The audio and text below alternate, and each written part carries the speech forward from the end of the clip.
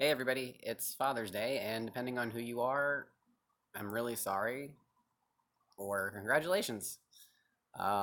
Everybody, my name is Alistair, aka That Pesky Social Worker, and this is not going to be as much of a bummer as the last video that I made. I've had people tell me stick to posts, videos are not really the thing. You want to do that, go to YouTube. My channel, I do what I like. So I wanted to take a couple minutes to talk about what Father's Day means for me.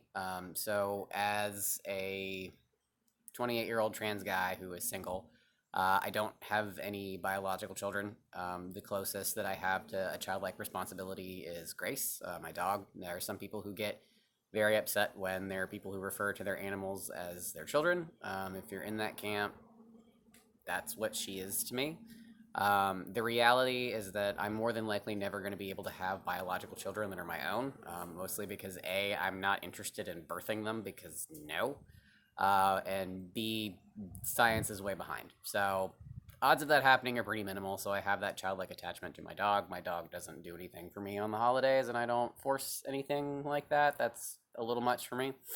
But I wanted to sort of talk a little bit more about the people who might find this day difficult because I am one of those people. Um, so my father and I have not spoken in 6 years. When I started my transition, that was sort of the tipping point, so to speak, for our relationship. Part of it had to do with the fact that I actually changed my last name. So when I changed my name, and this is again personal information, I feel comfortable volunteering. I changed my first, middle, and my last name. So my last name is not actually my surname. My last name is actually my mother's maiden name. Part of the reason I chose this was because I always felt closer to my mom's family. I didn't have much relation with my dad's family, not for lack of some of them trying. My father intentionally pulled us away from his family at a certain point. And I was very much accused of being the child who only ever came around when they like wanted something or needed something and didn't have a relationship. My dad was also an abusive alcoholic. So, to those of you that struggle with this day, that did not have positive father figures, that did not have those positive relationships, if you did not have a father figure in your life, today can be really hard and really triggering, capital T and lower T. Um, for me, it's been an extraordinarily difficult day because not only am I mourning the fact that technically my father's alive and he's a creepy dude because he actually lives like down the street from my mom. Like when they decided to split, he bought a house down the street from her. I don't know. So technically I could walk down there, but we haven't spoken in 6 years. I honestly don't even think he would recognize me because we have not spoken or seen each other. There's been a handful of times we cross paths in the local Walmart. If you're from a small town, you know what that's about. But we don't make eye contact or speak. He sees me coming down the aisle and turned around and went the other way. And at this point, I'm like, well, screw you too. So I'm not going to engage. Um, if you're one of those people that's struggling, this is real. This is hard. This is difficult. I know we talk about the mother wound. There's also very much a father wound. If you're somebody that did not have an involved parent in your life, either because of substances, divorce, had both of those, absentee parent, somebody just checked out and didn't want to, or could not handle the responsibility of having a child, and instead of saying so, chose to just peace out. I see you.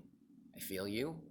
That is real. For those of you that have lost for your father, I am incredibly sorry. And by lose, I don't just mean they opted not to be in your life. If you've lost a father to incarceration, if you have lost a father to any kind of police violence, if you've lost a father to family violence, domestic violence, if you've lost a father to a terminal illness, I've sat with many an adult child, on the deathbed with their parent, and that is an extreme loss. So this day, while it might be very, very joyous for some of us who do have families and do have that loving, wonderful, supporting place, for those of us that don't, this can be a very, very hard day. So I wanted to reach out and to the people that are having a hard day, say, I see you. Shit's real. And then for those of you who are having a good Father's Day, I'm really happy about that. Father's Day also fills me with a certain kind of other sadness, I want to say, because at this point, I'm 28, I'm single, have been for a little while, and I had always dreamed of getting married, having kids, having a wife, a whole nine yards. And there was somebody that I met that I really thought that I was going to have those things with. And at this point in my life, we were going to be starting a family. And now that's not a thing. So even though I never, had to deal with, are we pregnant? Pregnancy tests, looking at things. Am I going to be a dad? There's a certain mourning that I also have to do on this day, not just for my father, but also for, I feel, my own fatherhood in a way, because for a long time there was such a very deep drive in me to be a parent, to be a father, to show up, to be a loving husband. But life circumstances have sort of shown themselves to be that may not really be in the cards for me. And so that's something else that I kind of have to sit with. And I feel like as men, whether we're cis or trans, this isn't something that we really talk about. There are those of us that want to be fathers but can't. There are some men that suffer with fertility issues. There are some men that thought they wanted to be a dad but then, find out they don't. There are some men who just struggle with the concept of fatherhood all the way around because some of us were not modeled what good, healthy fathering looks like. If you're one of those people, I'm really sorry. I really am. One of the things that I would love to see come more to the forefront in the conversation around men's mental health is not just anxiety, depression, suicide, all the things that we know exists with men but we don't talk about, but also the loss of the fatherhood connection, the loss of an ability to be a father, and really acknowledging the weight that carries. Um, so I won't keep it too long. I just wanted to stick my head in, say my 2 cents, and pop back in. But for those of you that are dealing with pain, with sorrow, with sadness, with loss on this Father's Day, I'm incredibly, incredibly, incredibly sorry. And I feel you. I see you. It's rough. For those of you that are having a wonderful Father's Day, that have great relationships with your dads, or you are a dad and you love your family and everything is great, I really am 100% happy for you. I really am. And I'm really glad that you have that in your life. The only thing I ask from that group of people, the ones that are having the good Father's Day, is just to please hold space for those of us that don't have an easy time with this day.